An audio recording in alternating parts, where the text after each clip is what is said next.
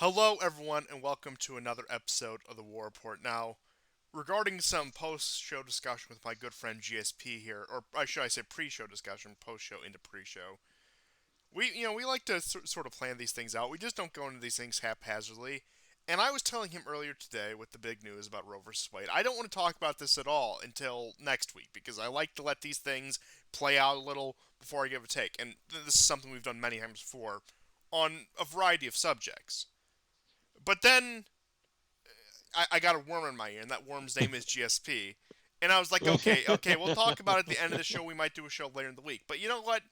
I got to ruminating in our little pre-show discussion that beyond just the normal takes, this is actually a monumental thing for the Empire itself. And again, I'll get into the normal takes, and I'm sure everyone here, us two and our audience are pretty much all in agreement when it comes to that.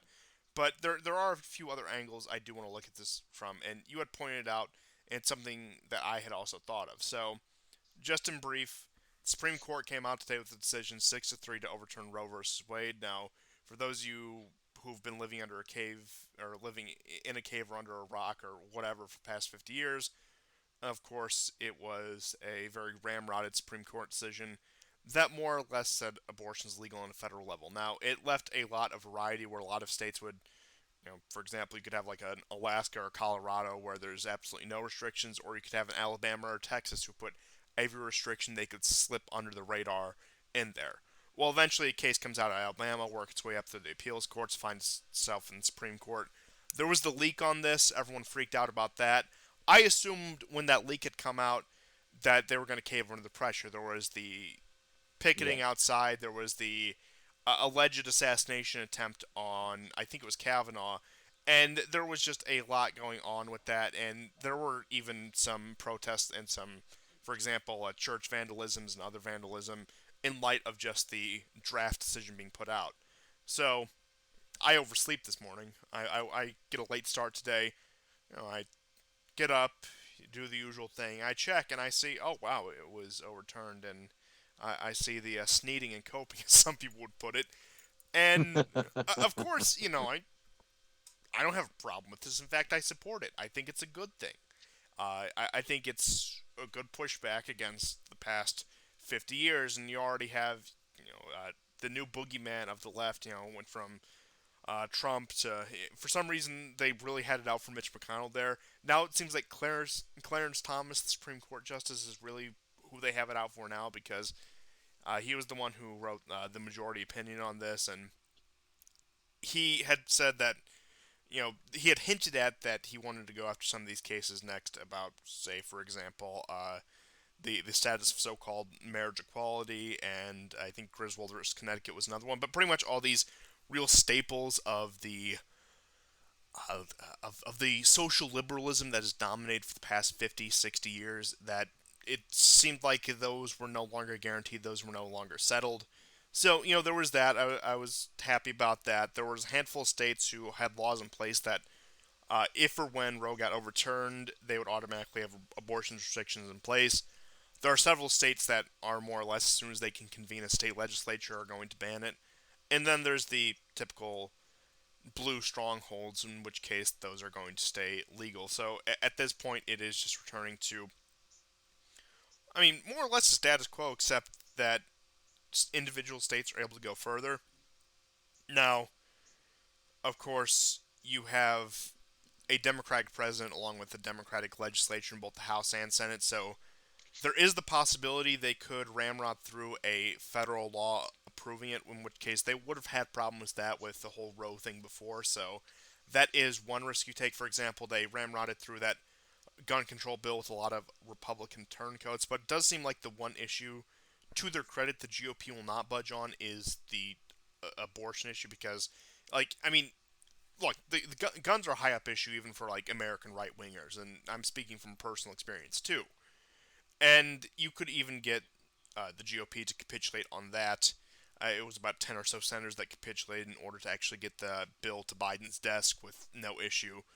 But I don't think you could get that with the abortion issue. Even if you did have some GOP turncoats, I don't think you would have enough in order to get something like this off the ground. So that is one thing to look forward to. And of course, you have the usual groups. You have the, uh, let's just say, professional activists, the Antifa types, you know, the kind who are threatening retaliations over this. And the DHS, how much worth you give their opinion, had warned churches, Catholic churches in particular, that they may be targeted for vandalism and attacks in the coming weeks as all of this plays out. So, you know, there's all of that. That's just all the very normal takes. And unless you have anything more to add, I would move on to the Empire stuff. But if you do have a few things that I missed, I'll give it over to you. I mean, those are sort of all the important fine points of the reversal. I like what you said about uh, congressmen basically. I mean, they've been cowards, so they won't. They make all kinds of promises, but they won't go through. And in a way, they've always been let off the hook. And now, in a sense, the Supreme Court has done the work that they were too afraid to do. Um, but that's the only point I would add. I mean, I would highlight what you already said. Um, if you mean by going and talking further about the empire, I think if you mean like the consequences of this decision Yes, in the broad geopolitical and civilizational sense. yes, and I was actually going to get into that in particular, and just some news about um, combining that with a couple other stories that have come domestically out of the U.S. that I think might be pointing towards something. Again, something that we had discussed pre-show. So, with that being said, I do think, despite the fact that a very powerful cast of people are not very happy about this decision because it does interfere with some of the ritualism. And if, in fact, if you ask the ADL, they'll even say it's a keystone of their religion. So they said it, I did not. Okay, I said no such thing. But I just so happen to agree with the ADL in this instance. I'll just put it that way. But with that being Right. said, I mean, the Jerusalem Post had a headline today that said, "This is a betrayal of American values and Jewish tradition." oh, yes, yes, you were telling me about that. That in the storied history of the Jewish people on this continent, it seems like the only accomplishment that they've actually ever had was Roe versus Wade. Now they'll tell you other things. They'll tell you all kinds of things that they're allegedly responsible for. But this seems to be the real a sticking point. And you know, my sympathy goes out to them tonight because I know we're recording this and this will be airing as of Shabbat, so that might interfere with some. I I'm not going to finish that joke for the sake of the YouTube platform, but I think you all know where I'm going with that. But with that being said, I'm already skating on thin ice here, so to move on with that. But, so you have this combined with another story that may seem completely unrelated, but still caught my eye in this sense about some news that came out of the U.S. Army, and that was for updated education requirements. And the main point there is individuals may now enlist without a high school diploma or GED if they meet the following criterion. That's just for regular Army. Has to be 18 years old and then has to meet the qualifications of the test that the U.S. Army administrates. Now that's just for the U.S. Army. As for the other branches of the military, they haven't put out anything similar, but I can only imagine they would follow suit very shortly. And it does seem, in light of, I would say, especially heightened tensions around Ukraine, even with some of the Kaliningrad stuff that happened with Lithuania making those threats, which we'll get into later in the show, of course. It seems like they are really desperate to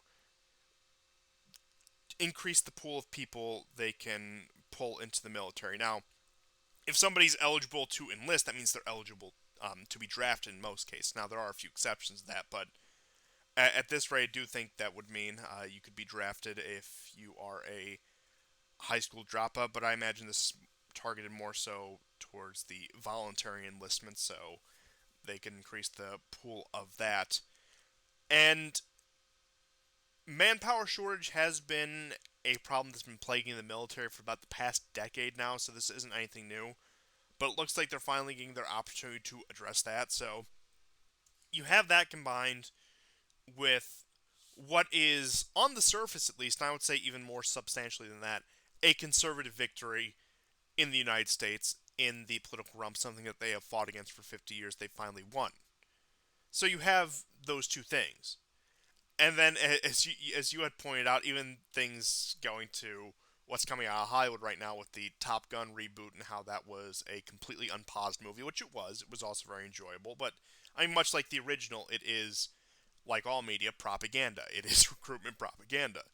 And you have a combination of those things, as well as I'm sure you could point to about a million other examples, where it does look like they're trying to shore up the fracturing empire. Now, this is a big gamble, and I do see what they're trying to do because it's also sowed even more internal cultural divisions, which has been going on for quite some time. But they're willing to pit the empire against each other so long as it doesn't outright tear each other. In fact, the low social cohesion, the low shared culture is actually a benefit. Now, you can push the envelope, you can take it too far to the point where it gets into, I would argue, what it's heading towards right now, which is a complete separation of values, a complete separation of culture.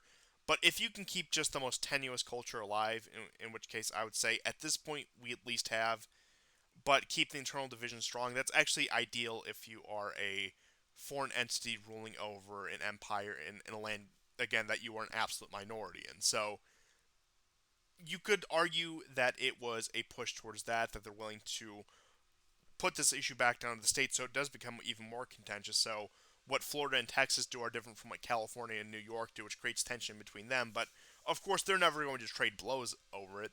There's never going to be another secession crisis in the United States. Now, I say that with a high degree of confidence. However, there always is that minor possibility. But I don't think, as current conditions stand, I think things would have to deteriorate way further before any serious talk of another secession crisis would ever arise in this country. But point being is, it really is, and I don't want to detract from the objectively good thing that happened today, but there are things to look out for. Not only that, but also the other side is going to come back and they are going to try to punish you as collectives, and they're going to try to punish people like us for this. Would that be through their own legislation, whether that be on state or federal level, whether that be through lawsuits and litigation, mob violence, or a myriad of tactics I'm sure you've seen the left employ for the past, 50, 60 years at this point. So I would say those are a couple of big things to keep in mind in light of what happened today. Again, I know the tendency, especially on this program, for pessimism just to take over is very strong, and perhaps we should address that, but I don't think we're going to. But I do think there always is a level for a healthy amount of, if not pessimism, Skepticism. skepticism. Yes. Yeah. Well, I mean, uh, I'll begin with Trump. That alone should warrant a healthy amount of skepticism. But to continue with Trump, um, I tweeted out that is this He's what back on dark Twitter, by mag? the way. It's amazing. Is he really? No, you No, he's are. not. Oh, oh yes, earth-shattering news. Yeah, well, GSP is back. I'm in timeout. Yes, that's right. You're on your backup. Um, yeah. So you know, I was wondering, is this what Dark MAGA was about? Right. We know Trump got elected with a lot of help, with a lot of strategists. We've discussed this on the show. With Finkelstein's help. Um, you can even watch some of the interviews where Finkelstein is on PBS Frontline. So the info is out there. And then FTN did a really deep dive into him and the connection with Epstein, the connection with Bill Barr, and all those people. But uh, all to say that Trump had to accomplish a few things for them, and he did. Almost all of them were, fairly helpful to Israel. Um, but then there is this development, and I think before people say, well, he got those Supreme Court justices, just remember that they also turned their back on him. So you have to understand the idea of plans within plans, right? And this is where a healthy amount of skepticism comes in handy, I think. What you were describing just now with reference to America's recruitment policy for the Army shows a division in the US over what kind of soldiers, what kind of warriors, if you will, are they going to take in. Part of it, yes, it is about reducing the standard because the military might be more helpful within American borders than without. Um, but also, there's another dichotomy, and that is you have soldiers that are committed to American soft power and what it stands for. And then you have soldiers who don't agree with American soft power, but belong maybe to a family of military tradition. Maybe they believe, and they will especially believe even more so today with the reversal of Roe versus Wade, uh, in the real America, in the traditional America, Yeah, there's also the right? common conservative misconception that the military is the last bastion of Red America's power, even though that's far from the truth. But it still is a common misconception, even among people that are in it. Right, right. Now, so we can see a confluence happening here. We've been talking about Trump, getting back into office. I saw a really great tweet um, just like an hour ago, and um, I'm going to try to find it. Um,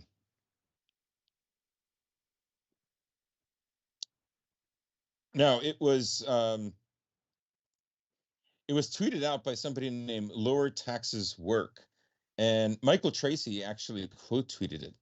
And he says, all Trump has to say for a 2024 primary races, I ended Roe versus Wade. Game over GOP primaries.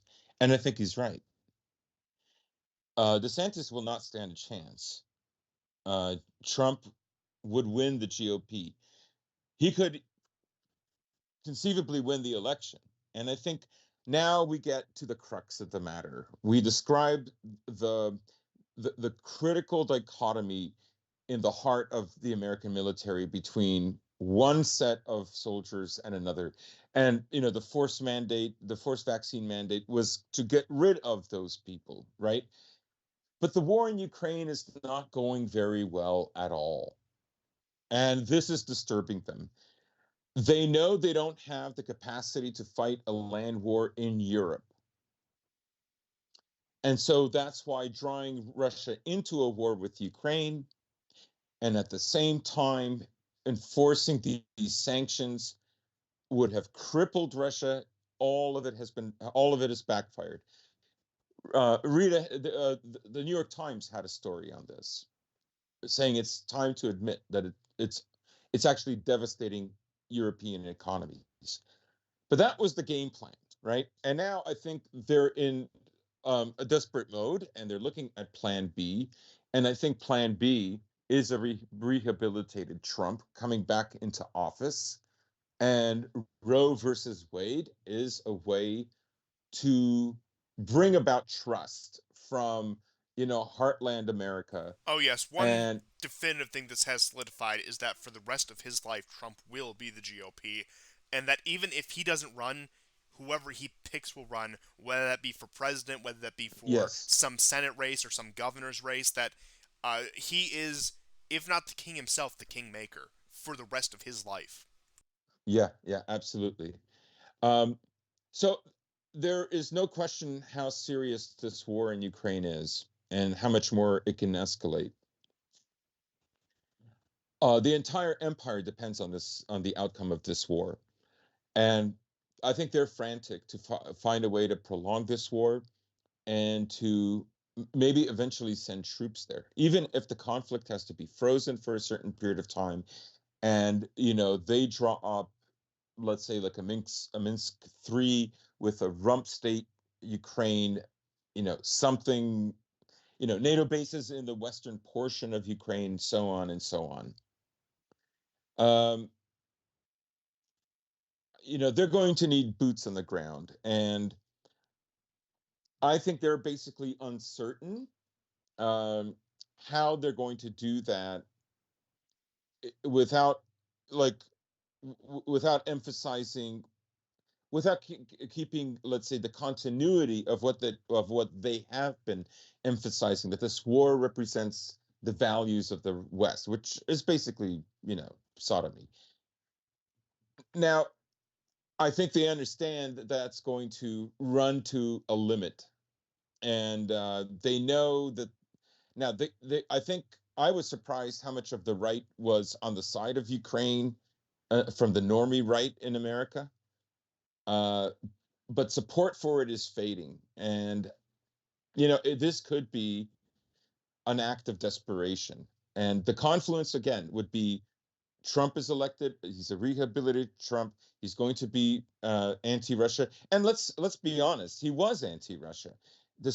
And the press and the shit libs on Twitter did, I think, amazing an amazing job of carrying the water, unbeknownst even to him, who got rid of the INF treaty that allows now for medium range nuclear warhead missiles, right? When he got rid of that, he had a submarine exercise where they knock off a subject, an object somewhere in the Baltic Sea, and that was a Trident missile, and it had like a mock nuclear warhead. Yeah, and Open Skies also fell apart under him, which Russia was the first to leave it, but again, it was provoked by the scrapping of the INF. That's right. That's right. So the scrapping of the INF is what set it in motion. So Trump was the first to put sanctions on Nord Stream 2. Trump was the first to give lethal weapons to Ukraine. Trump increased the amount of advisors and trainers for the Ukrainian military. He did all of this stuff. Like, he was soft on Russia in Syria, but obviously the big game, the big enchilada, as I like saying, is Ukraine. That's where the real conflict is. I mean, John Uh, Bolton was his national security advisor for most of his time in office. Now, of course, yeah. Bolton is all spurned and he's one of the anti Trump crusaders now, but he had a large part in designing the foreign policy of about half of Trump's administration. Hmm. Hmm. Yes. That's what I see as a possibility. I think Biden is so incredibly unpopular right now. I don't know if he can get reelected. I know a lot of people will say, I'll vote for him again because I'm scared to death what I mean. These are like normie shit libs or center shit libs who will, say like, yeah, I'm fiscally conservative, but I think banning abortion has gone too far. And they will vote for someone like Biden or Kamala. They will plug their nose because they don't like what's happening. Yeah, they'll vote So Democrat it's for yes, president and then vote for all the rest of the neocon Republicans down ticket. Like, it's one right, it like the people who voted for Hillary in 2016, like the neocons for Hillary thing. It'd be something like that. right. That's a good example. That's another demographic that runs parallel in many regards to what I'm describing. Um, So, I mean, we will have to see. We will have to see for sure. If Trump throws his hat in the race, he's going to win the GOP. Will he win the election in 2024? I mean, it's a big possibility now. But what happens to America? My guess is it's going to become even more divided. And to me, this merely reflects the kind of hubris and pride that both America and the collective West have been expressing for especially the last 6, 7 years. And um, that's not, I mean, that's not a country that's ready for a long and protracted war that wants to encourage especially young white men to go and fight in Ukraine, or at the very least increase troop size in the Baltic states, Poland, Romania, Yeah, etc. if you want to get Right? into that, even young Hispanics, and you'll see one of the big conservative talking points right there is like how quote unquote anti woke Hispanics have become. Which I mean, at that rate, and again with you look at a lot of the recruitment drives we run out of Latin America, the serve in Afghanistan. Well, I suppose not Afghanistan anymore. In order to become a U.S. citizen, I mean, even to attract people like that on top of just the base white population that would be doing the bulk of the fighting, as they have done most American wars, even to this Hmm. day. Hmm. Yeah, so this remains to be seen. I mean, it's huge. The outrage on Twitter is really incredible. Um, One thing I can say is there are a lot of groups that they are mask off. s- so, but to me, that says that there's a crescendo that all of this is leading to, and I see that crescendo as more division. Like I see this development. If these like this about 3 states, 4 or 5 states now. You said off air that there's 12. I read somewhere that there's the possibility of 20 states that are going to go their own way, and they're not. Abortion will not be legal. In the state. If this starts to solidify, you're going to increase the informal balkanization that has already been happening in America. This is going to be a very catalytic issue for that. I don't think that can be underestimated at all. And I think the crosstalk that's happening at the upper echelons of American elites, let's say with what we've been talking about, what to do with the American army, lets you know that they are not prepared, that some moment has passed that they thought they were prepared for. That has not worked. The other group now is saying, you see, I told you that wouldn't work. This is what we have to do to rescue the ship. That's what I think is happening right now. Absolutely, and again, I can't really put it in any better words than that because I think that's exactly what is happening.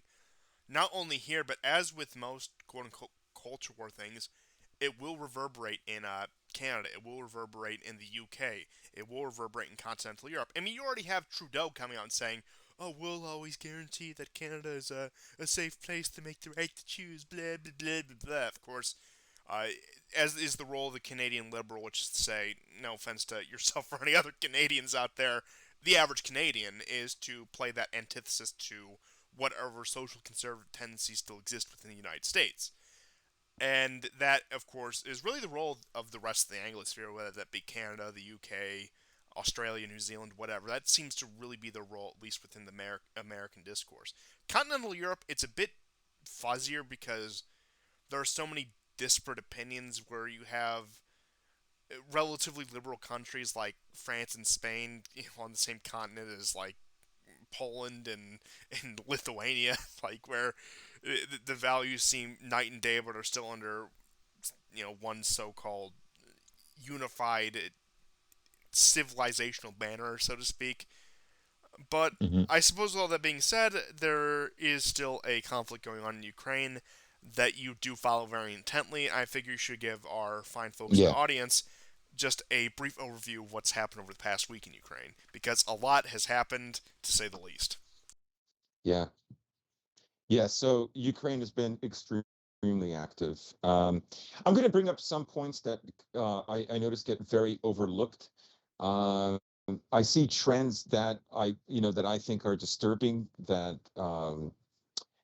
I'm a big picture guy, don't get me wrong, but I see a lot of big picture and maybe not enough attention to little picture.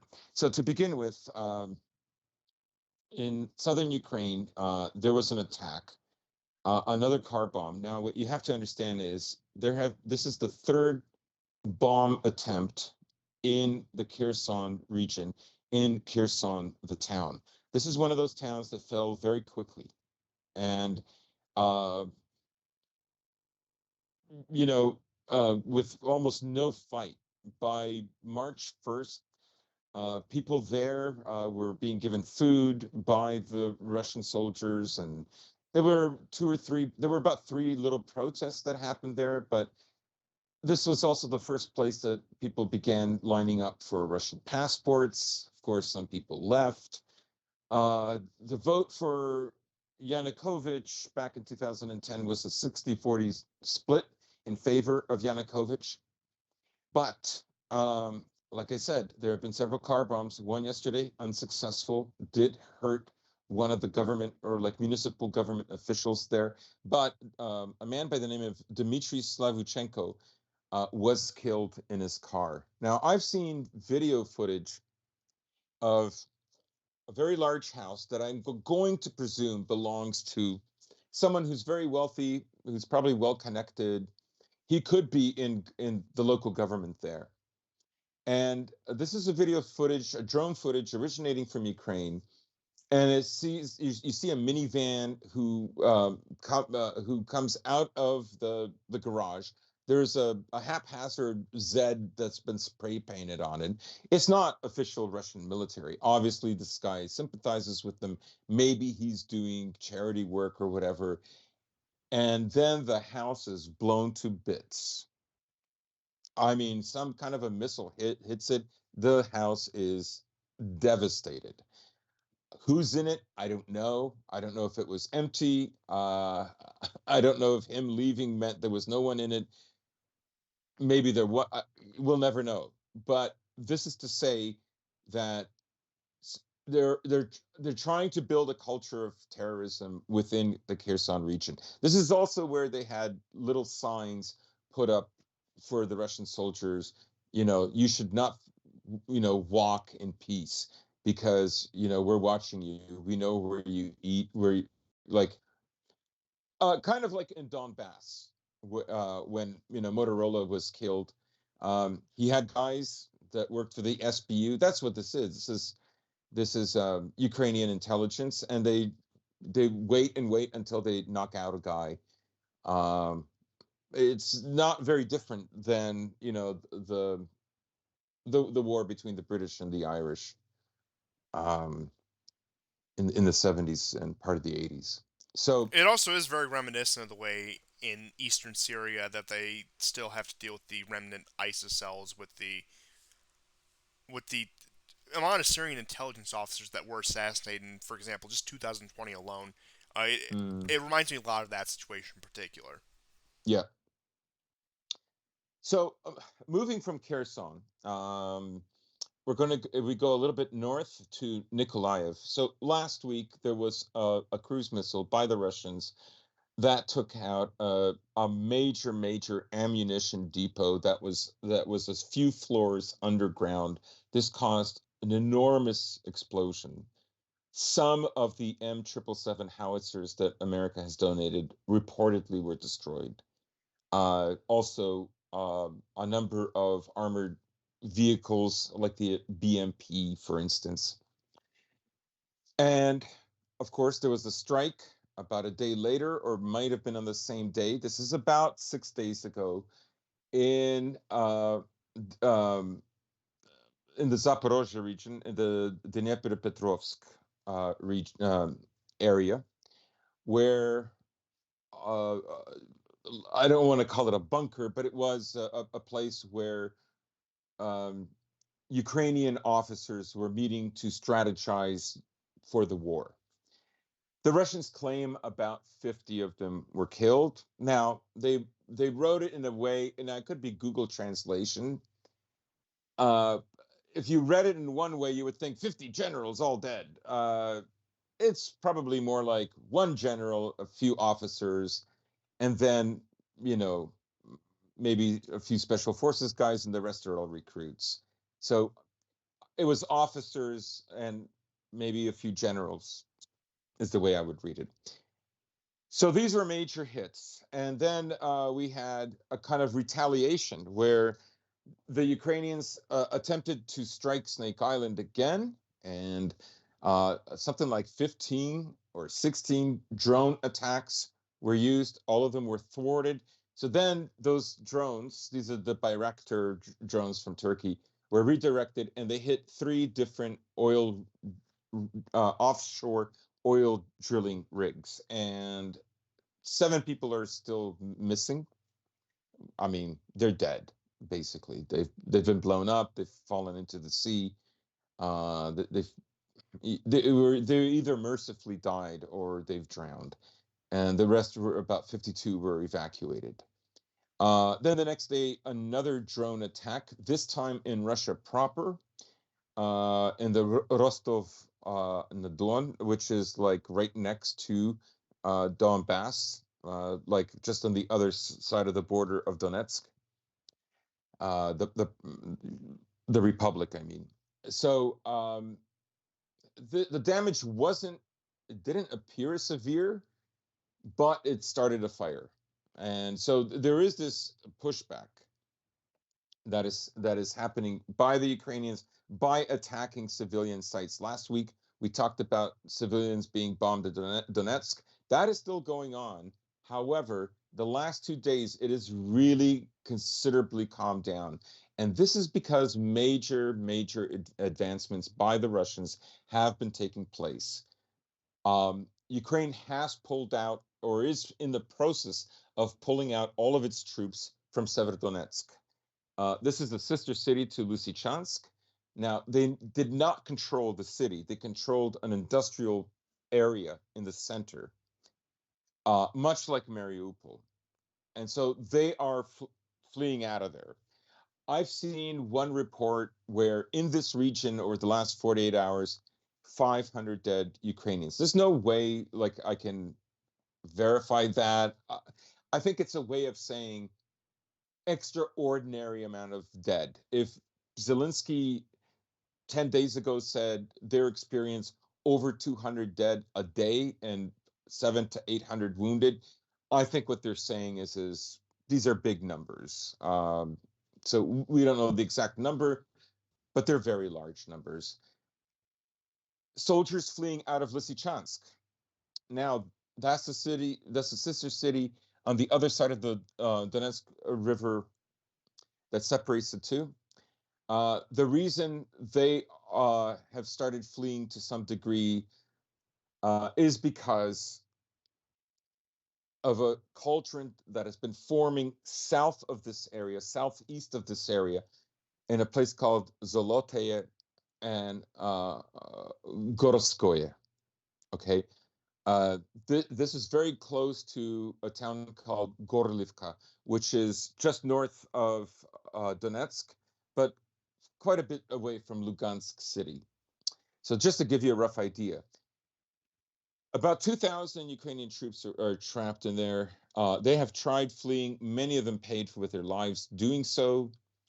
And that has been the case with those trying to leave from Severodonetsk and Lysychansk. From the northern front,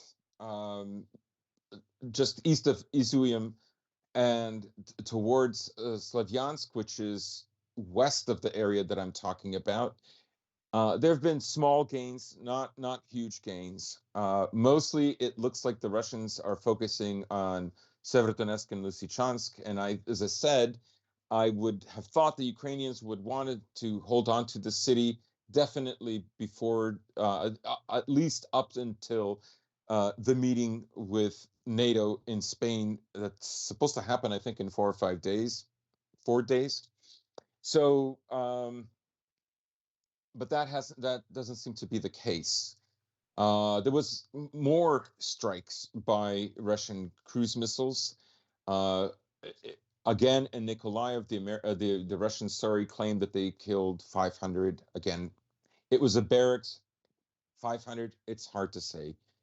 Who knows? I think that's their way of saying many men were killed. There was that attack way back in after the attack on the NATO center just west of Lvov, in a place called Zhytomyr, where even the Ukrainians claimed it was over 200 were killed.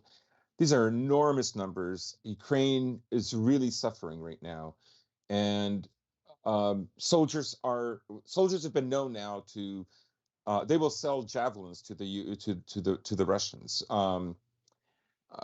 These are ending up on the black market because many of the men who have been captured, and it's been 600 one day, 400 another day in the last 3 days. So we're looking about 1,000 in the last 48, 60 hours, roughly speaking. They haven't eaten in 2 days, you know. So they're in very bad shape right now, and I think the possibility of major breakthroughs is here. It's happening. Um, by this coming Monday, who knows what the battlefield will be like. But then this sets up another problem, right? The US was expecting at this point that Russia economically would collapse, that there would be protests, and that Putin would be ousted, that he would be humiliated, that his entire career would come to nothing. That hasn't happened. But the desire to change things in Russia by the US have not ceased. I know it's hubris and people will laugh, it's delusional, but we're still talking about a very capable power. We're also talking about a nuclear power. And I don't like, I do laugh at it from time to time, but I never completely disregard it. There's always an ounce or two of respect that I always have. Um, there was a report by one of the official government think tanks that it was literally about how to balkanize Russia, or in their words, the moral and existential imperative to decolonize Russia Yes, was and there. you could say the funniest part was it was like just an open invite Zoom meeting, more or less. Now, not Yes, entirely open invite, of course, but just like it's some corporate claptrap, like, how can we fracture the world's largest nation by land mass and a nuclear power and a military superpower? Let's just sit around and discuss. Let's have a little meeting about it. yes. Nicola Soldo did a good short article on it that people should check out. Um, it's just titled "Delusion." Um, Now, the thing is I've known about these maps and these theories for a long time, right? That's why I've always said since the year that you invited me on the show that this was always a plan. I mean, Brzezinski and the Grand Chessboard always said that the ultimate goal is to balkanize Russia, that is what has to be done, right? And all I'm saying, to turn back to Ukraine for a moment, is to say that um, after the failure of the sanctions, the next hope was that Russia would run out of ammunition. Now, almost, within weeks or less than a few weeks after the start of the war, um, the company, I forget the name of the Russian company that makes these cruise missiles, uh, they had they had 500 job openings. So you can believe that they are cranking them out.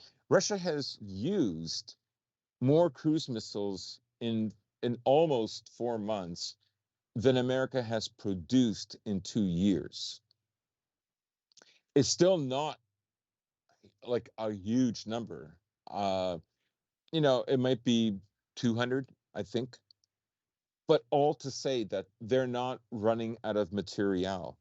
They're not running out of bullets. I remember ridiculous headlines in March that Russia was going to China to get bullets, when in fact it was Ukraine that became short of bullets. And there was actually a moment in the Iraq War where America came to this problem and it was quickly resolved. But, so the second hope was that Russia would just run out of materials. And I will say, even post-Soviet era, Russia, even over the U.S., for about 15 years now, has been the world's largest arms exporter. So it is one Yeah. of the, maybe not one of the main sectors of the economy, it's a strong sector of their economy. And again, this is something that they have invested heavily in. And as you were saying, they can fire these things faster than the U.S. has cranked them out in 2 years. Yeah. So a lot of it was, and you see this shifting away from folks in the Ukraine war, whether that be through they tried to do this with monkeypox, they tried to do this with a myriad of different things, which that disappeared quickly. And you can even say that they're now trying to do this with the Roe thing, that they want to draw attention away from Ukraine because even from the massive PR campaign, it's very hard to construe what's happening in Ukraine as a victory or a stalemate for the Ukrainians. Even if you are going to send Ben Stiller or, whatever other Hollywood clown over there to go pal around with Zelensky, or, maybe let's upgrade to a Washington, D.C. clown like Pelosi, or one of these other myriad of different figures they can send over to go clown around and take some photo ops with Zelensky. But point being is, even from the most harsh interpretation of the Russian war effort, it's becoming increasingly hard to paint this as a Ukrainian victory, if not a Ukrainian stalemate or Ukraine's holding their ground. It's becoming impossible to do at this point, even with their vast propaganda outlets and their ability to twist the story. And I almost want to compare it to the Rittenhouse thing, where as much as they want to construe a narrative, the facts are just so blatantly obvious that they can't even bring themselves to do it. Right, right. And you know, you're getting kind of mixed messages too in the diplomacy realm. The last show that we did, we mentioned that what's his name, the Italian prime minister, Draghi. um, starts with a D. Damn it, Draghi. Draghi. Mentioned that Zelensky did not ask for more armaments, which was unusual, right? You're thinking maybe they're ready to go to the negotiating table. And then Boris Johnson shows up, and then all of that is reversed. Britain is absolutely committed to this war going on as long as possible and going on till Russia is balkanized. That's what I fear, right? Is to the extent that they will go to. They are now working on a seventh installment of sanctions, right? But none of them are working. Russia's ruble is now where it was 7 years ago, Yes, which was a high point. 54.20 is where it is currently at. I just looked that up now. Right, right. So it's doing, and there is deflation happening in Russia now. Basic goods like sugar are going down in price, milk, bread. All of these basic goods are going down in price. Uh, Nobody is seeing any massive protests. I'm sure they're not happy, but it's a war, and Russians have been through war many times. Putin's um, popularity is still somewhere in the 80s.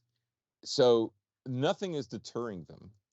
The Completely only anecdotal, but I saw a mm, Russian talking about the other day that regarding that little Zoom press conference they advertised, that they had sent it to some of their more liberal, at least liberal by Russian standard family members, and they had said that, just after months of sending those kind of stories, you had them attending the early anti-war protests in February, and now we're sending aid packages to the troops on the front line. Like, just as a single example, but that's the kind of yeah, thing that's happening as the screws tighten even further. The sanctions not only have the backfiring effect of shoring up the Russian economy, but also has the backfiring effect of really validating what the Russian state has been saying in their own propaganda, that the West is out to destroy our nation and balkanize it. And it has shored up support even for those who don't necessarily like Putin and the regime, that hmm he's better than whatever a bunch of foreign plunderers would be.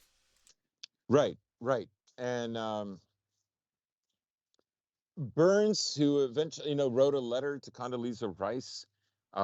There's a Mearsheimer talk that happened about 5, 6 days ago, where he brings her up, and Burns, and he said after 2.5 years of speaking with even liberal, uh, you know, he said everything from knuckle draggers to sophisticated Russian liberals, all of them said that putting Ukraine into NATO is a red line. It would be unacceptable. Um, so the only liberals who protested are liberals that are, in other words, working closely with American NGOs, Yes, and right? also another interesting point is that Navalny, the heralded leader of the Russian opposition, despite having less than 2% support in the polls, was a supporter of the annexation of Crimea. Just to put that in perspective, too. Yeah, yeah, yeah. And I'm sure he's changed his tune we know this is true because after he recovered from his terrible poisoning that could have happened through his underwear. Oh yes, the underwear poisoning. It's very brutal. You know, Putin. We Yeah, we, we got to stop him. it's right out of a Russian playbook, and he said the first thing he could think of was what is it, that stupid cartoon, um, Pickle Rick, like just some Oh, nonsense. Do you remember that? yeah, yeah. I do. I do. Like he's obviously trying to cater to Western audiences, so he brings up Pickle Rick. Like it's so lame. Um, anyhow, he's a non-issue now, and I think they've upped the sentence to like 9 years. Um, yes. So, you know, the West is invested in this war to drag on for quite some time. If I were optimistic, I would say they only wanted to keep going until the primaries and see what happens afterwards, particularly the Biden administration, especially with guys like Arm, sorry, Blinken and Newland, um, and Sullivan. There's other people in his administration that I think are more realistic, and ultimately it is about his administration and the party wanting to not lose, particularly after the reversal of Roe versus Wade. They're going to be even more invested into not losing, before October and November of this year. What happens afterwards, I don't know. I will say this, that the governor of Donetsk, Pushilin, was in St. Petersburg for the SPIF, or the St. Petersburg Economic Conference. And, there's hundreds of people that show up from all over the world and blah, blah, blah. Of course, none of the Westerners, or very few of the Westerners, showed up. In any case, Pushilin was asked about the war. And he said, I think the war will finish near the end of the year. Now, he can't say anything like that unless it's been approved by Putin. So it's as good as Putin saying that. What, you know, do the Russians think they'll accomplish from now till then? I don't know. Um, the Russians just basically give you a military briefing about, X number of targets that they hit. This ammunition depot was destroyed. For instance, they've captured two French Caesar mobile cannons. These are like 155 millimeter. They're already now in Russia. They're being examined for their technology. We've discussed on the show before why it's so important in artillery warfare to be able to shoot and move as fast as you can, because we're not in the days of Napoleon or the American Civil War or even World War One. When you shoot artillery now, they can figure out very quickly where you are. They'll triangulate your position, and you'll receive fire. You've got like 15, 20 minutes max to get out of there. So this is why, mobile artillery is so important, instead of drawn artillery that you have to tow. So, yeah, but I think that's about it as far as like my minutia minute on Ukraine. But just further, just from that spear regarding Russia's conflict in Ukraine and the response to it is Lithuania is now threatening Russia's safe Yes. passage to Kaliningrad, which is an exclave of Russia, one of the territories they acquired post World War II after defeating Germany. Was originally, I'm probably going to botch the German here, but Königsberg, but has become, even since the post Soviet Union, part of Russia and one of the most militarized regions of Russia, where virtually everyone who lives there is either in the military, a family of somebody in the military, or working in some support industry involving the military. Now, part of the agreements to recognize the borders of Lithuania between Russia and Lithuania post collapse of the Soviet Union was guaranteed passage to Kaliningrad. However, that is being threatened now. And I believe it's being threatened full well with the knowledge that Russia is able to continue to keep Kaliningrad supplied by both air and sea. But threatening the land route is, again, that is the primary means for now, and it's also the most efficient means. Not that, again, it would be cut off if Lithuania actually did go through with something as insane as this, but it is a direct provocation. They want Russia to do something stupid. They want Russia to overstep their bounds into territory controlled by NATO, so they will be justified in an even further response, if not outright military response. They want to try to trigger Article 5. At least in my opinion, there are elements of the establishment of NATO in particular that do want that conflict, especially in Eastern Europe, especially with these countries like Poland, like Lithuania, like, even Ukraine, that are gassed up, so to speak. Well, that's an ironic phrase given current circumstances, but who do, let's just say, have wind behind their sails, thinking that they can take on the entire Russian army and push them back to Moscow and take Moscow. So you have once again this attitude we've discussed among a lot of particularly Eastern European nationalists, where they think they can do that, and it looks like Lithuania is going through with this. Now, a country the size and caliber of Lithuania is doing this because they have the green light from somebody else if they weren't outright told to Yeah, do this by Brussels. somebody else. Yes, Brussels, and I mean maybe even Washington at that rate. But point being Yeah. is Lithuania has been given full permission, if not ordered, to do this provocation, and this is not some voluntary move because they feel threatened by Russia or they want to get one over on Russia. It's because, again, they are playing as a pawn in a greater game, as to be expected of a country that size. Even in the so-called nation states here, even in the so-called era where all these little countries are sovereign, there is no way a country with the size and geography of Lithuania can be effectively sovereign. There is simply no way Yeah, a yeah, country like yeah. that can determine its own destiny. It will be tied to a larger empire. That's why Lithuania spent the past several centuries under either a Russian, Polish, or German rule. And now, I mean, it's under a, just say, pseudo-German rule. It's under the European Union and NATO, which, again, Brussels, I think, is probably just the best way to put that. Um, but point being is, they're doing this certainly at the behest of somebody else right now. And again, we all know it's Brussels. Now, who in Brussels, I don't know. I haven't parsed through that much yet. But point being is, that is what we're looking at right now. They're really trying to take this gamble, hoping that Russia will take the bait for some reason and go into the Baltic states, and which would give them excuse to have a military response against Russia if they wanted to, given the treaties of NATO. Now, I Hmm. don't think Russia would go into the Baltic states, and I do go back and forth on whether NATO would even give, let's just say, a meaningful response, because they'd have to give some sort of token response. They would have to do something to at least save face, but I don't know how many resources they would dedicate to a sustained campaign to defend the Baltic states from a Russian incursion.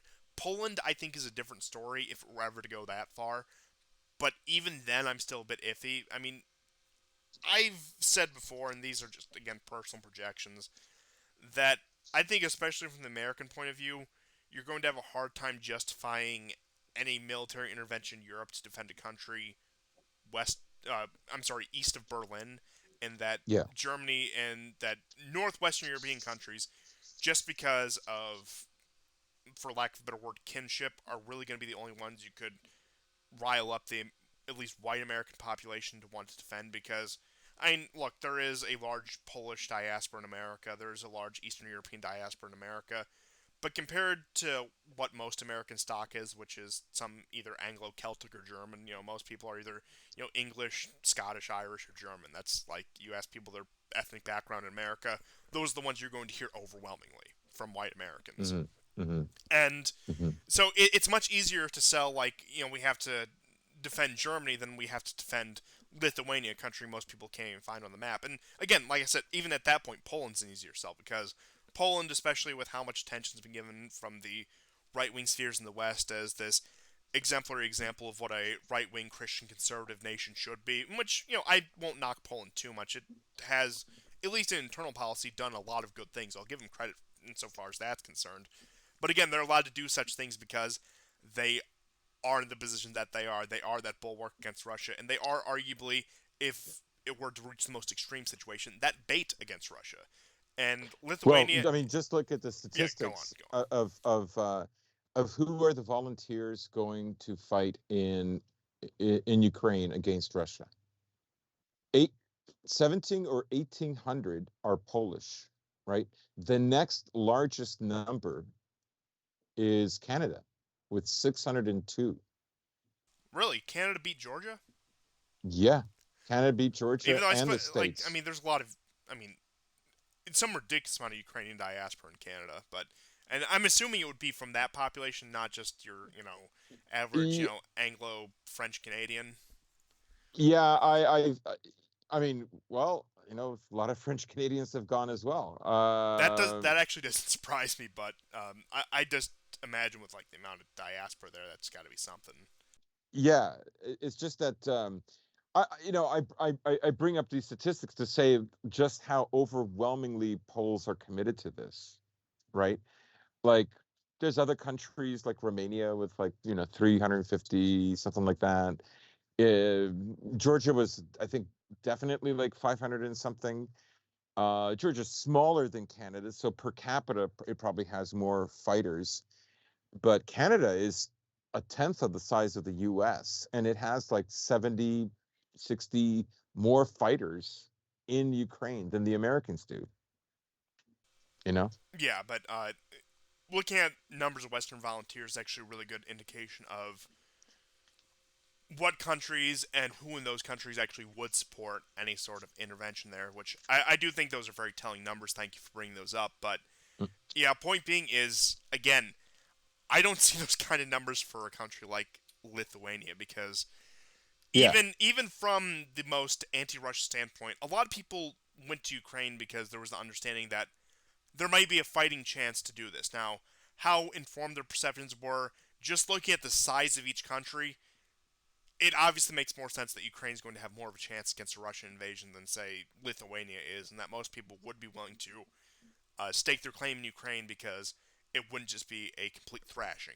as it would be with the Baltic states. Even all three of them put together, I'd say it'd be a complete thrashing.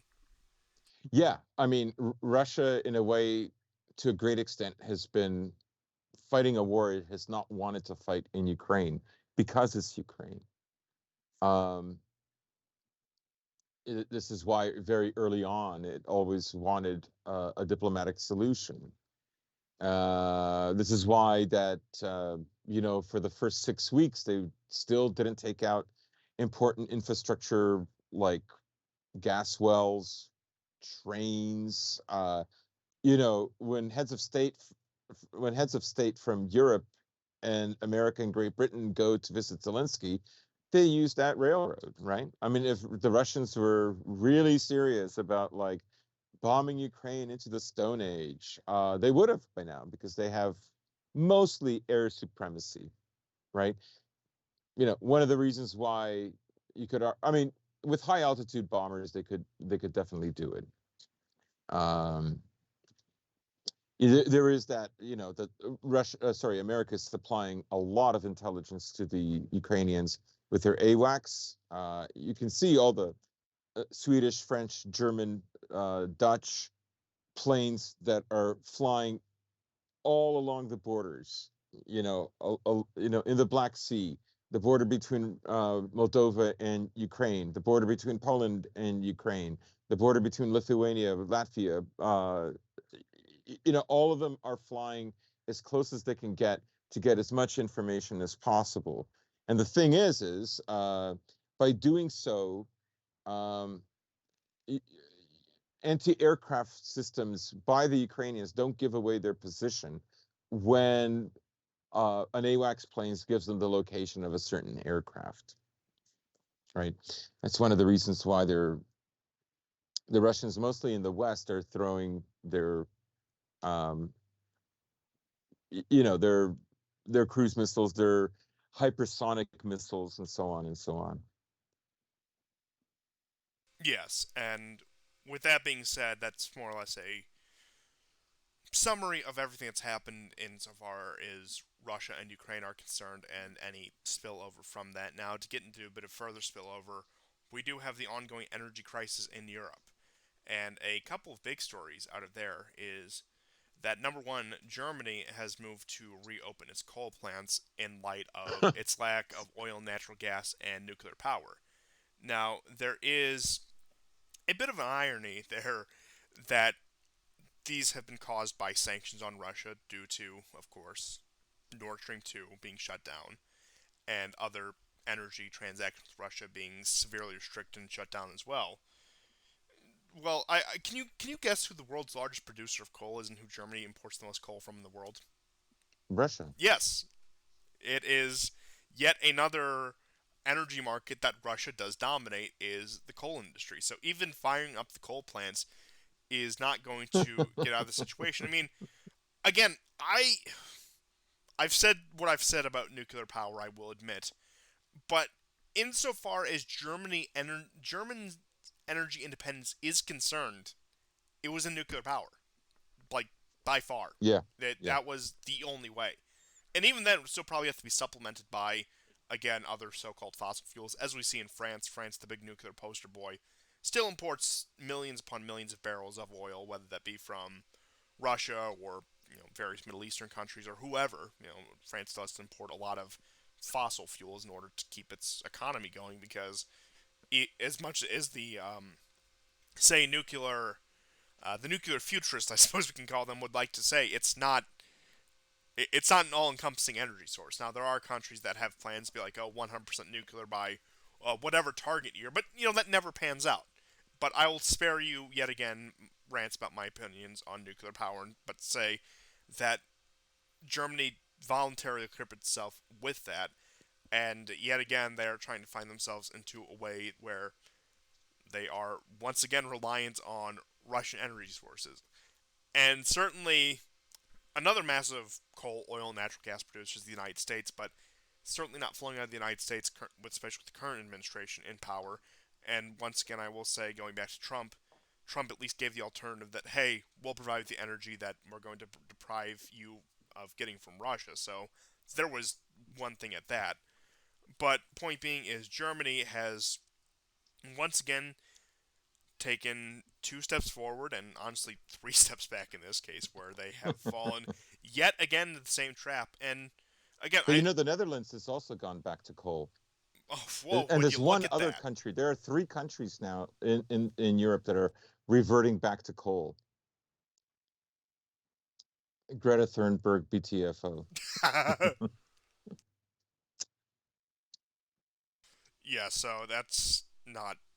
I mean, it's not surprising that this is happening, but man, there's so much you can say, which I've said many times before, and it's a big joke. It is a big joke, and I know we're at the height of summer. Summer technically just started, beginning of June, but winter is going to come around faster than you think. And oil, natural gas, and coal aren't only useful in the winter. You got to use them all year round if you have an industrialized economy. You have to make things. You have to keep the lights on. You got to keep things running. So, What uh, about air conditioning? I yeah, I mean, mean, I know that we've been told reliably that Europeans don't use air conditioning. From yeah, very believable sources, liberal blue checks on Twitter. But that's beside the point. But I mean, yeah, even that, like where I mean, energy consumption obviously increases in the winter, and winter is going to come around faster than you realize. But for the time being, if there's this level of energy shortages in summer, it is going to be a very, very harsh winter, both figuratively and literally, for our German friends. I like to make light of this, but in all seriousness, this is setting up to be um, a very difficult situation for hundreds of millions of people across Europe. And yeah. like I said, it's fun to joke about, but after a while, after you say these sort of things, the reality really sinks in that you're looking at a continent-wide event of dilapidation and destruction. That's really the only way I can put it. That things are going to suffer. I mean, we mentioned last episode that, for example, Spain and Italy are slated to go bankrupt by autumn, and Germany is not far behind them. And again, those are economic powerhouses insofar as Europe is concerned. I think France is faring slightly better, but not much better. I mean, Putin at the St. Petersburg Economic Conference literally said that the cost of the sanctions will bring about even the overthrow of elites in various European states. I mean, at this rate, I'm not one who believes in bottom up change. I think 9 times out of 10, and if not more, it's just something that doesn't happen. But I mean, there are very rare cases where bottom up change does happen, and it is in cases like this when there's a complete deprivation of just basic needs. And if you want to see so-called, I guess you could say, revolution in Europe, continue the current policies by all means. If you want to see uprisings, if you want to see things that look like the Yellow Vests look like just a street protest, and again that was just a picketing outside of the French legislative building, then by all means keep up this policy because it is going to look like child's play compared to what is down the pipe. Because you have, I mean, countries are still riding on the convid rally around the flag effect. You still have governments that have that as their claim to power, these parliamentary systems that are still running on these coalitions that they built in 2020 as a response to this so-called emergency situation. And I mean, you can look at support numbers for governments across Europe. You can look at polls for it. Just in most recent news, there was a legislative election in France, and Macron's party, while still having the plurality, they did lose their majority to opposition parties from both the left and right. So, I mean, if that's a telltale sign of where things are going, I mean, just keep that in mind, and it's going to have far more severe consequences than ruling parties losing their majorities. I can guarantee you that. Mhm.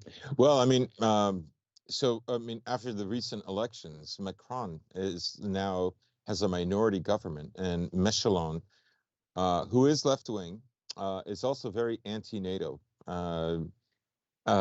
He's got quite a hand right now. Le Pen went from like 9 seats to 90 seats. So this is definitely like the beginning of something in France. France, I should say that something like 54% of the public who is 25 years of age and younger voted for Le Pen. And you remember that old saying, a young conservative, and I'll show you a man with no heart. Yes. Show me, an old liberal, and I'll show you a man without a brain. Well, I always maintained that one of what should have followed that um, aphorism is, and if that is the case, then great upheaval will be happening. So I think that is we are definitely moving towards something here. And as you were talking about Germany, Russia has reduced 40% of the gas flows to Germany. Germany has retaliated by nationalizing some of Nord Stream 1 and some Gazprom holdings there. And then there's the bigger problem, the the issue with the turbines that are used for Nord Stream 1. Uh, they need to be repaired or at least cleaned out. And Canada has these turbines. And of course, Canada, being like, frankly, the bitch that it is, refuses to hand over these turbines. It's easy for Canada because it's energy self-reliant and doesn't have to worry about those things. But at the same time, like America, it expects Europe to suffer for it. Um, Beginning in mid-July, early to mid-July, there will be 8 days for this cleaning process, if we get that far, where there will be no gas at all flowing through Nord Stream 1. So it's going to get it's going to get even more interesting in Europe as time passes by. Look, I'm just saying, if you've ever wanted to take a European vacation, you're in the Goldilocks zone where the economy has plummeted so much. where you could probably get a pretty cheap trip, but this is before the upheaval started, so you'll probably be relatively safe. And I don't just say that because those are my own plans, but I. But that's aside the point. I'm just throwing that bit of unofficial advice out to you that this is really the Goldilocks zone and when to travel to a country. This is like no better time could exist for it. So if you're always looking for opportunity, here's your opportunity. But with that having been said, I think it's worth mentioning the historic anti-NATO sentiments out of France. I know you said Mélenchon had come in from the left, really having a lot more bargaining power, and he is anti-NATO. You have Le Pen, who of course is also anti-NATO, and also France has a history of having withdrawn from NATO. Now that is Yeah. when it was a much more unified, much stronger organization. And when you have that, if they were to ever go down the same path again, which I really can't say the likelihood at this rate because the French are a bit unpredictable in that way when it comes to their foreign policy, I mean, that would break NATO. You already have talks, which we'll get in later, of Turkey considering leaving NATO as well. Mhm. I mean, that would be a really, really big deal if Turkey left NATO. Uh, for one, it would lose its bargaining power. For two, it would become a target. And I know, it was already a target in 2016 when Obama tried to get rid of Erdogan in that coup in July. But oh, they would spare nothing if he did it. But I mean, you honestly, I'm gonna outright know, say I think they would pull the nuclear option of support for a Kurdish state. oh yeah. I think But at the same, but they'd have to manage it in a certain way where the U.S. would have to fly in tens of thousands of troops to make sure that this Kurdish state is established, and Turkey and Syria and Russia can't do anything about it. All the while, there's the Ukrainian war going on, and eventually the merging of Taiwan and China happens. yes. I, I don't, I mean, I but don't know. I agree with you. There are a lot of practical limitations that it probably would be established in Iraq because that's where the Kurds do have the strongest position at this rate. But Hmm. I think they Hmm. would be desperate enough, even given all the limitations, that they would have no choice but to implement that. Because I think that is their failsafe if anything were to ever go down with Turkey, is complete support for Kurdish nationalism. Right, and there are a lot of nationalities that are whispering into the ear of the primarily because at this point in time they have the same enemies. Lithuania is one. I'm very sure that there are some Lithuanian hotheads that have spoken with EU members and whatnot. Initially Lithuania said that they acted in as a sovereign nation, and then the next day they said, well, the EU asked us to. um, but I think it's all one thing anyways. um, it's kind of like today there were some announcements about whether North Macedonia, I can't remember, some other states that were not brought into the EU. And we know that Ukraine is now on the path to joining the EU if there is going to be an EU. But all to say, there are a lot of states right now, and I think they don't care whether there's going to be an EU or not. They are afraid that America is actually in decline, and they want to get as much out of it as possible. Oh yes, it's the time for the vassals to start making their big demands, start doing their plundering, because the future of the empire is especially uncertain now. Where if they don't make these absurd requests now, they may never have the chance to make even a moderate request into the future. But Yeah. speaking of absurd requests and just absurd happenings in Europe, there is one glimmer of sanity in Europe. And guess what country that's coming from?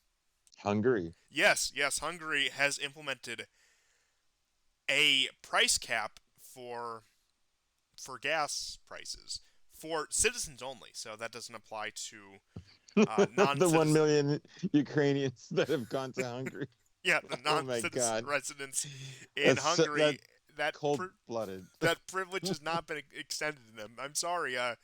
As they say, papers, please, before we bill you for your gas. But again, that is what has come out of that. That's what has come out of Hungary in the past couple days here. Which there has been already tensions with the outpour of Ukrainian refugees. You've seen a lot of them in Poland, and you've seen some ethnic tensions rise because of that. But also, you've seen a lot of it in Hungary. And Hungary is a much smaller nation than obviously Poland, and a much poorer nation than Poland. And even Romania has had to bear some of this burden at that rate too. But Hungary's response seems to be that prioritizing its own citizens, which I know it's a novel concept. It's something that we would have never thought of, and it's frankly, I suppose by modern standards, it is ingenious to do something like this. But I mean, it's an outright statement that Hungary does not support Ukraine. Not that Hungary has ever really supported Ukraine, but I do think the Hungarian state, and even by extension the Hungarian people, are making it known that we are not going to suffer for your ethnic blood feud that's been going on for the past several centuries. When, honestly, if we want to talk about blood feuds, I mean, if you want to talk about the history between Hungary and Russia, Ukraine was, I suppose you could say, on Russia's side for that. And if you want to get really pedantic about it, the Soviet leader who ordered the invasion and occupation of Hungary was Ukrainian, was Khrushchev. And again, most of the Soviet Union was run by Ukrainians at that point. But again, that's getting very pedantic. I doubt most people are looking that far into it. But point being is, it's been made abundantly clear, and I think other nations will inevitably follow suit if they at least know what's good for them, that this model is unsustainable, that we can't throw away everything we have for the sake of not only a Ukrainian war effort, but a losing Ukrainian war effort, and they aren't going to play this role of suffering for the sake of some abstract cause that makes the people in Brussels and Washington feel good. Yeah.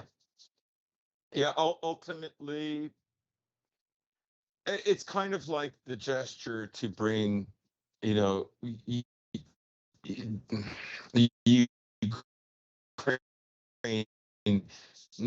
not in- into the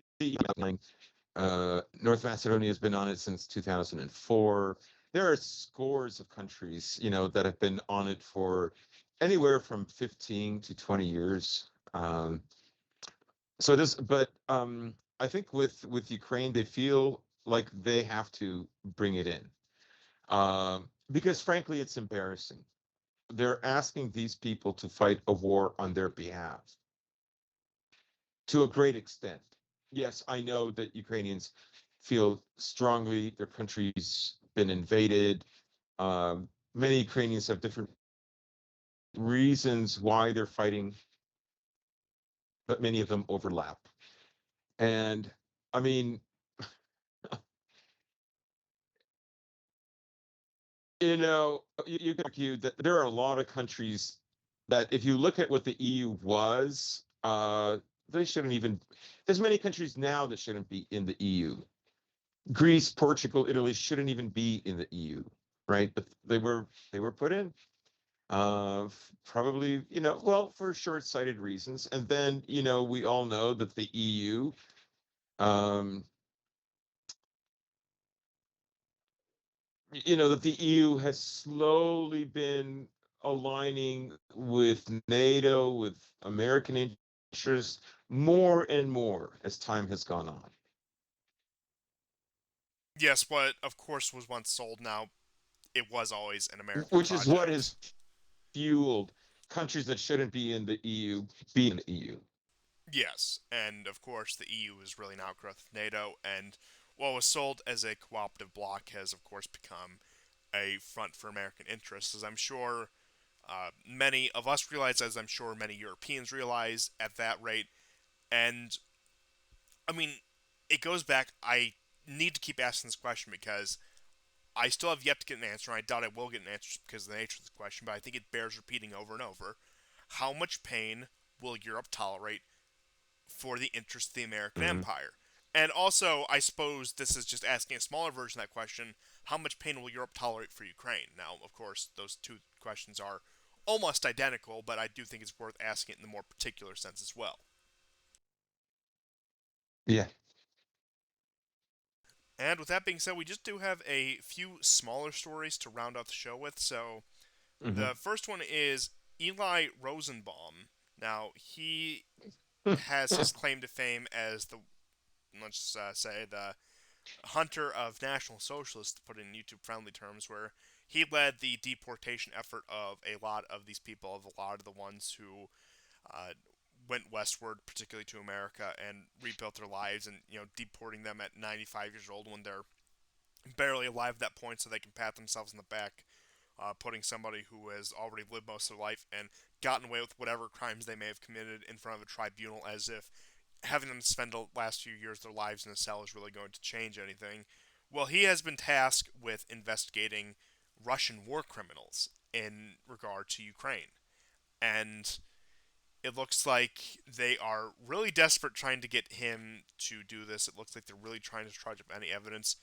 And once again, these investigations, I would imagine, would imply that they expect Russia to lose this war, which is also yet again out of step with what we were discussing earlier in the show and the direction things are going. That they are trying to start war crime tribunals against what is fundamentally a winning power. I know it's a common joke, but it is Hmm. true that it's only a war crime if you lose. That seldom do winners ever face consequences for anything they do in a war because they won the war, and that Yeah. so and I mean, there's cases, for example, with some of these, let's just say colonial wars like Afghanistan, where the U.S. will try particularly egregious cases that get out to the media, just again to just to keep up appearances, as it were.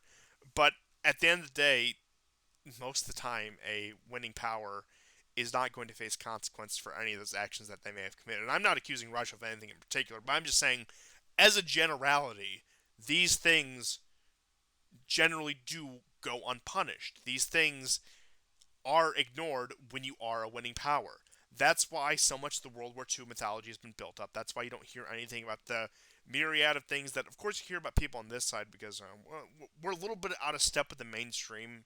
The kind of people who hold the ideas we do. If you haven't noticed, that's why you hear about those things there, but you don't really hear about them anywhere else. Even though I will say an interesting note is they're very eager to trudge up what the Soviet Union did during World War II.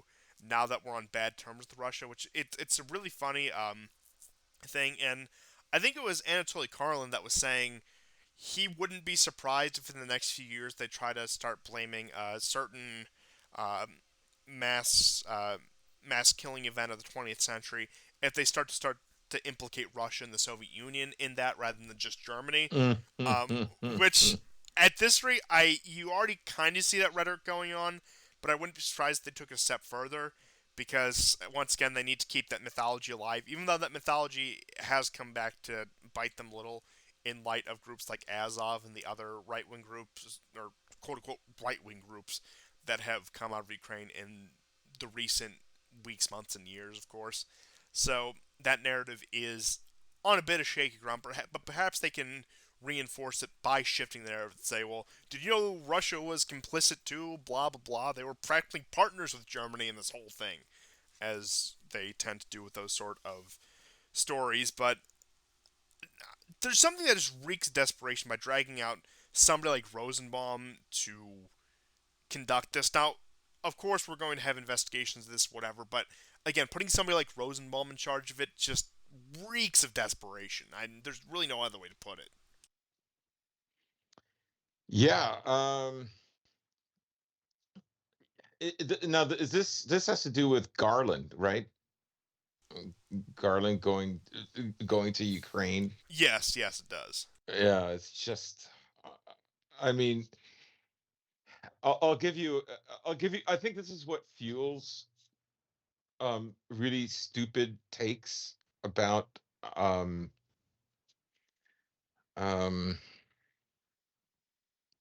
about history. For instance, I was talking to somebody on Twitter, and they were telling me that they spoke to this Polish woman who just really hates Russia, And she says, "Thank God for the British who liberated our country." And it's like I'm not suggesting for a second that the Russians quote unquote liberated Poland.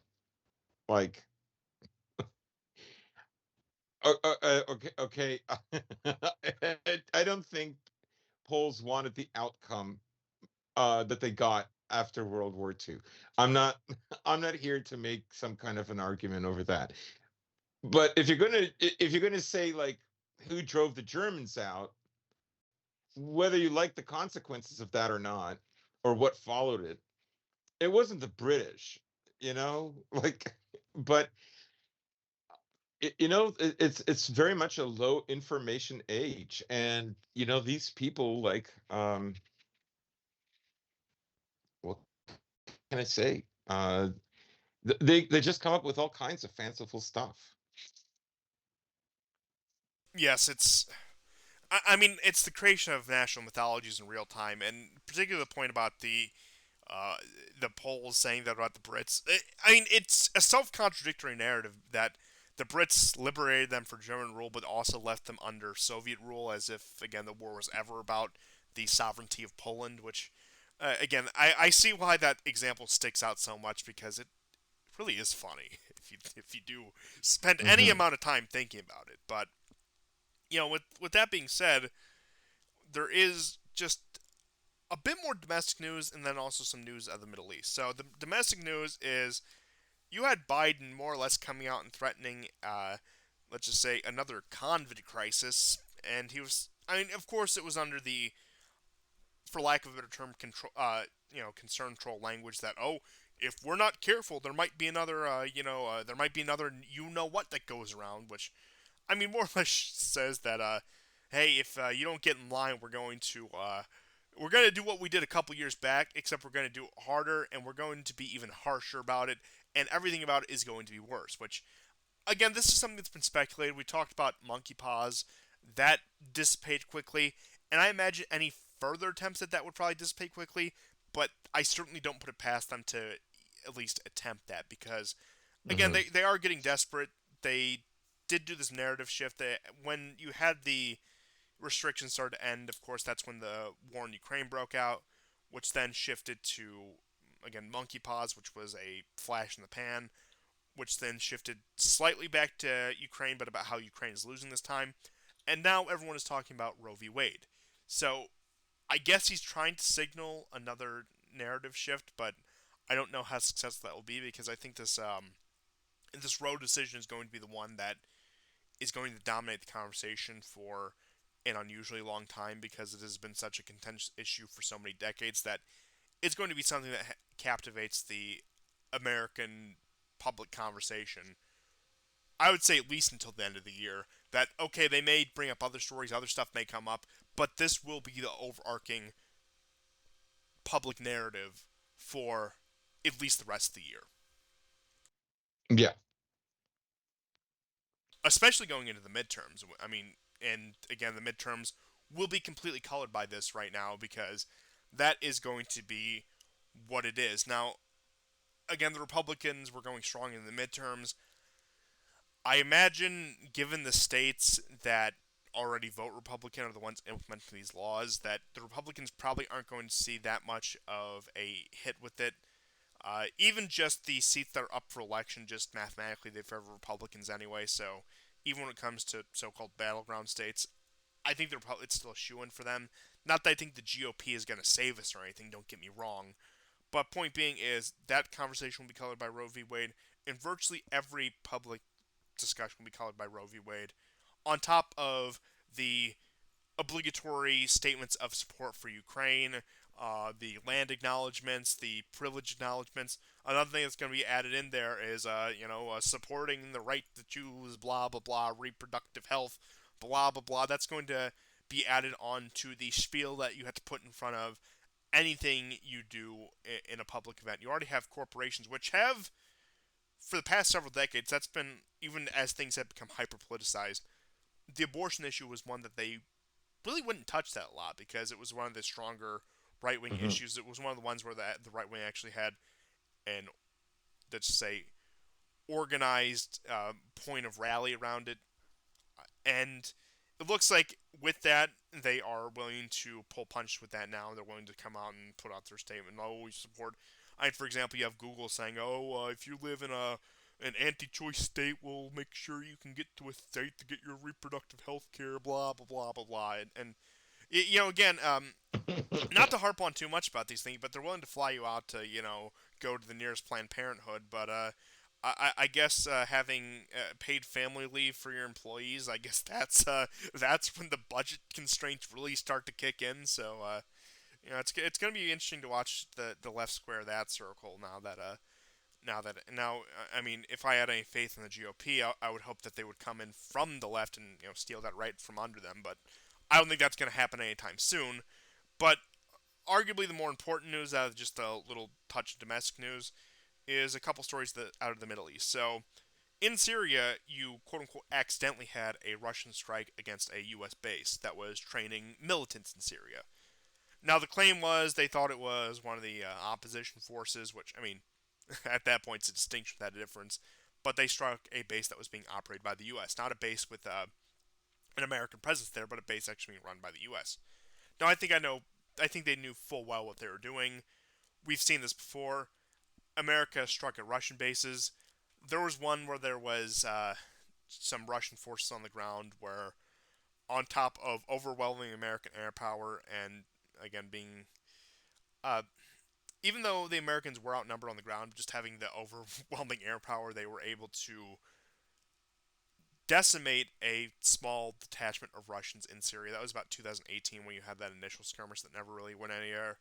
And it looks like it was an instance of that, but reversed, where there were again Russian airstrikes on an American base, and that's on top of just escalation in general in Syria, the still looming threat of another Turkish military operation in Syria, the escalation of Russian forces moving back into Syria and taking care of some of these last cells here, which once again points to if Russia has resources to divert to Syria, that probably means Ukraine is winding down, at least from the Russian side. Now, who knows? Something could happen in Ukraine that could require full attention of the Russian military, but it looks like that they're willing to bring resources that they'd originally withdrawn from Ukraine, bring them back, withdrawn from Syria to go to Ukraine. They're willing to bring them back into Syria.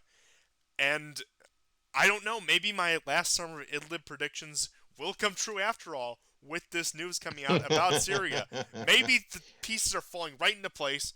Look, summer just started, so we have until about September for me to be right, which I think I got to stick to it against all conventional wisdom, against my better judgment. I still had to stick to Idlib will fall before when does summer The begin end of this year? summer. You got till like September 21st. Yeah, right? September 21st. Do you remember the There's 21st a night lot of of time. September? Idlib fell.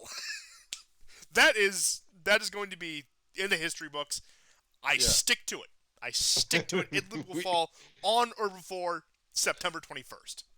But we enter nuclear war. Technically, Idlib fell. yes, yes, I will dedicate my last broadcast to you to letting you know that Idlib fell.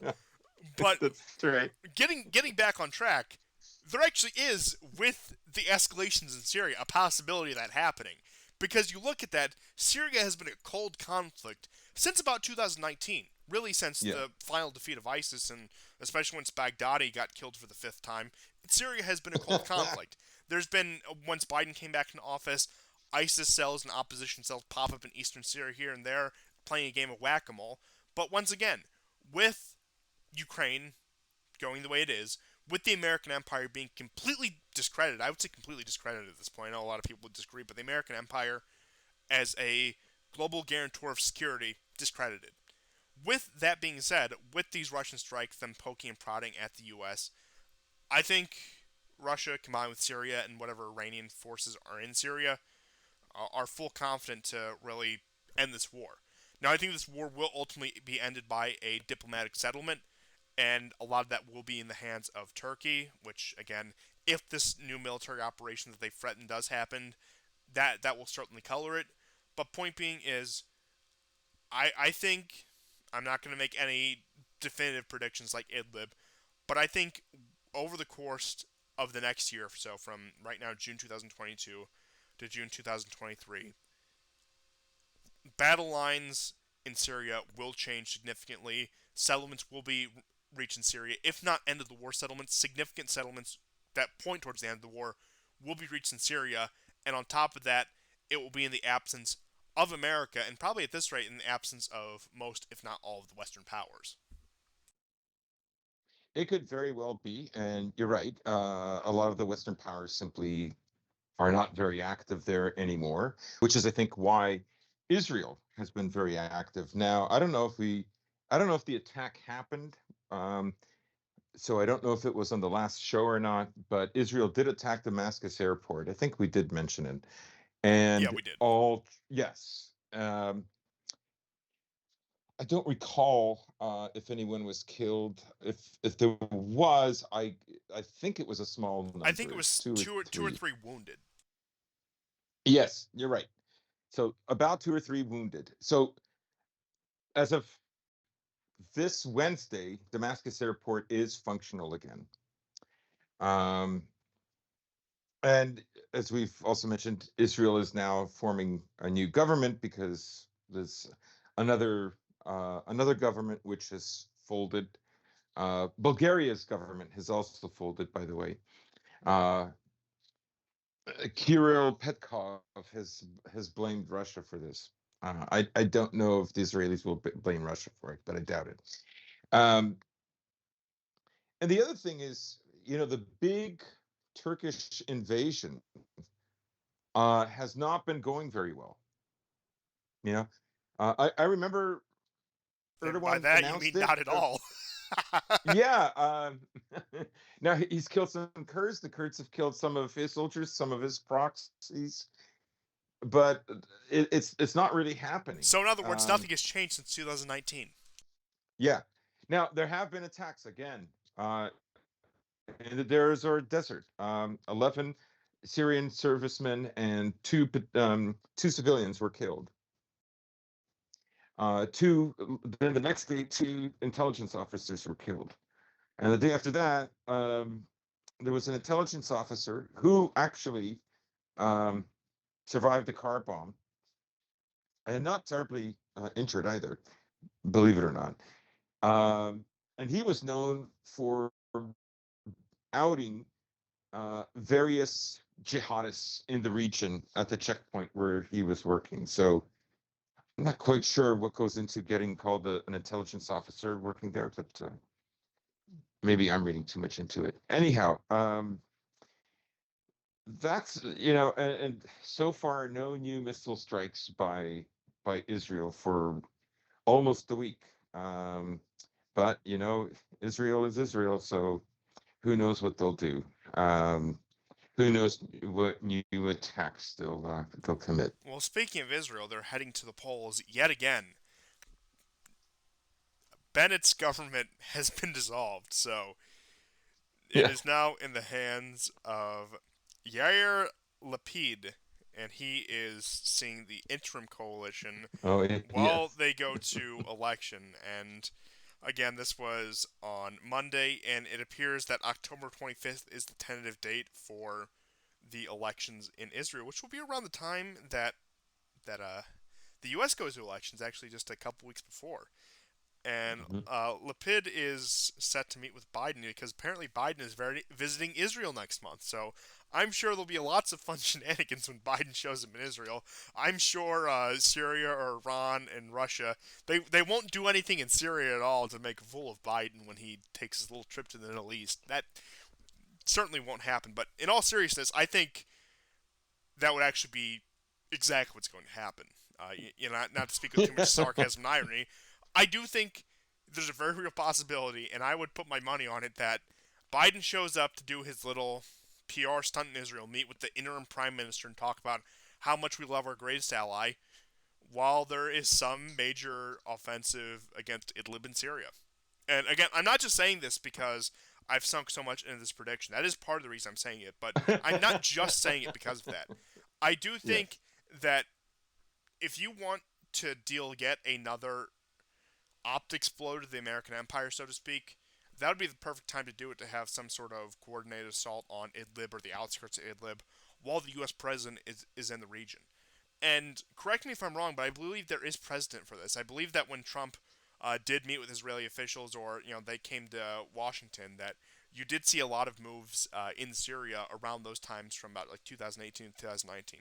Even though those were somewhat active years in Syria before it went really cold, so maybe I'm attributing too much to that. But I do think there's a real possibility that just for the sake of both an actual substantive military campaign and a substantive PR victory, that they will do something in Syria related to some of these last pockets of opposition while Biden is in the region. You know, I would believe you because I think they're in a very desperate situation. Um, it's entirely possible. I mean, I think there really is no telling what we're going to see. I think in the next 2 years, really, like even if a peace agreement were agreed upon in in Ukraine, let's say, um, it would not last for long because this is really an existential war. This is really about resolving something once and for all. It is not. It is not just like some border crisis, between Azerbaijanis and Armenians. Um, this is about shaping literally the next century, and I think the fact of the matter is, America and Europe, I think, realize that they cannot have the kind of future that they want uh, without balkanizing Russia, essentially. Yes, and that's twofold reason because they need to show that they have the capability to crush any enemy in order to really legitimize their system, and on top of that, just the functional and pragmatic reasons of turning Russia into the giant gas station they always say it is, to turn it into this internally divided place. Now, I don't think they'll settle for anything less than full balkanization while they continue these efforts, but even if it were like say Yeah. a balkanization where Russia was effectively a fractured country under still one central government. But point being is, I don't even think they settled for that at this point. But that it is crucial for them that uh, they do deliver the killing blow to Russia. And as you were saying, the West is fighting for a lifestyle. Russia is fighting for its life. Russia is fighting for its continued existence at this point. And again, it all is localized in Ukraine at this point. Fortunately, it has not spread any further, but it always has that potential to. And speaking of the global system coming unraveled, we have not focused much on this, but I do think it is increasingly warranting more attention, and hold me to it because I do want to cover it in the next few episodes. The current ongoing civil war in Ethiopia that has a potential to spill over into a conflict with Egypt itself. So we could be looking at, on top of a Russia-Ukraine war, on top of the general instability in the Middle East, on top of China and Taiwan, we could be looking at a war in Africa as well. Yeah, there's a hell of a lot of war going on. Like I say, anything is possible, but I think the one thing to keep in mind is the industrial capacity of the West and America. It cannot keep up with Russia for the most part. Uh, the West can maybe create a kind of a parity, but is it willing to accept the same amount of losses? And that puts it into a different kind of predicament. It needs to solve this. It needs to win. And if it can't win it conventionally, well, then all bets are off. What happens? Yes, and at that point, just a matter of will it succumb to collapse or will it employ the quite literal nuclear option? Because I think both of those are very likely scenarios within the next decade. And then this is something that we had talked about in 2018, 2019. Now, our timeline was very far off. We thought this would be conversation of the late 2020s into the Yeah. 2030s, but it looks like our timetables were moved ahead a bit, like most things. You Seems know like, who guessed? You know who guessed it? You know who got it Who like almost to the year. who got it? Alexander Arestovich. Naturally, Aristovich. I love that guy. He is the most calm schizo I've ever heard. I He's gotta incredible. say, there's a lot of people who fall on this list, but dream guest is Aristovich. Honestly. Yeah. Uh, Dream guest is Arestovich. but with that being said, our timetables have always been a bit behind. We've always tended to take more conservative estimates and these sort of things that they would happen later. But point being is a conversation we had about the late 2020s into the 2030s is that a waning American empire would increasingly use things like tactical nukes in order to shore up its position in the world. Yeah. And pushing that from say 2032 to a 2025 at this rate, I wouldn't be surprised if we saw threats, if not substantial actions of that. Now, I imagine that would happen, say, in a North Korea theater because you would probably have the best selling point there because I think, pun intended, Russia would be poking the bear a bit too much as well as China. But a small rogue, quote unquote, rogue nuclear power like North Korea or even Iran, because we all know Iran at this point, all bets are off with that. They're on the path to the bomb. And I think it's been decided since the scrapping of the JCPOA that it's more or less inevitable that Iran will be a nuclear power within the next few years here. Hmm. I mean, the one thing I'll say to kind of tie things up to what I said earlier is, if you read Putin's statement about elites changing in Europe, He I quoted the think war what report. yeah, I think what he might be getting at is, um, the elites that are in power right now cannot lose face, and that they have probably decided on being ousted, although peacefully, but ousted nonetheless until someone else negotiates. That's a possibility. I would say that is actually a really good possibility, and I wouldn't be surprised looking forward into that. But there is still a lot that we have broken into today that still does not have a definitive answer. And I have a feeling a lot of these will not have answers anytime soon, but I do think a key few of these issues will have at least something resembling an answer in the near future. For example, I expect a lot to come out of Syria in the next over the course of the next 12 months. I think Mm, we're going to get a lot of questions answered about Syria in the next 12 months. yeah, I agree. But with that being said, that is all I had for today. And if you have anything else, now would be the time. If not, we can go ahead and bring it to a close. No, that's it for me. Thank you, everyone, for tuning in to yet another longer edition of the War Report. I hope you all enjoyed it, and we will see you all next time, and goodbye. Goodbye and take care.